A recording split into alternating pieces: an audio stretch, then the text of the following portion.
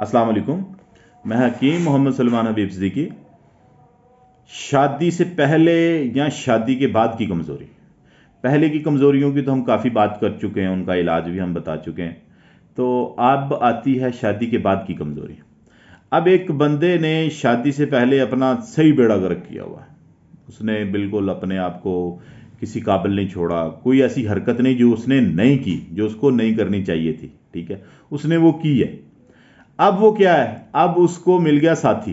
ठीक है, साथी ने अपनी डिमांड करनी है, क्योंकि वो अगर बच्ची अच्छी लड़की है, अच्छी बच्ची है, अपने घर में रही है और सारी सूरत और उसने उस बंदे के लिए अपनी जवानी को संभाल के रखा हुआ है, तो मेरा भाई वो तो डिमांड करेगी।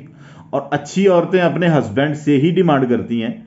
यहाँ पे ये चीज़ क्लियर करता जाऊँ कि जो औरत आपको कहती है, आपकी बीवी है, वो कहती है कि भाई मुझे ये चीज़ चाहिए, मैं सेटिस्फाइड नहीं हो रही, तो मेरा भाई उसका एक तो थैंक यू करो। ठीक है, कि वो आपको ये कह रही है कि आप अपना इलाज करवाओ। ठीक है, आप मुझे सेटिस्फाइड करो। शुक्र करो अल्लाह ताला का, नफल पढ़ो कि वो किसी दूसरे रास्ते पे नहीं चल पड़ी। दूसरा रास्ता आजकल बहुत आसान है मेरा भाई।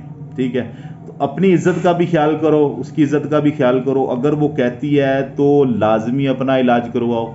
उससे पूछो कि भाई आपको क्या क्या चीज़ अच्छी लगती है, आपको क्या क्या चीज़ रिलैक्स करती है। ठीक है, उससे जब आप मिलते हो तो आपको इतना अंदाज़ा होना चाहिए, काउंसलिंग आपस में इतनी होनी चाहिए, आपकी इतनी अंडरस्टैंडिंग होनी चाहिए कि वो आपको अपनी ख्वाहिशात बड़ी अच्छे तरीके से बता सके।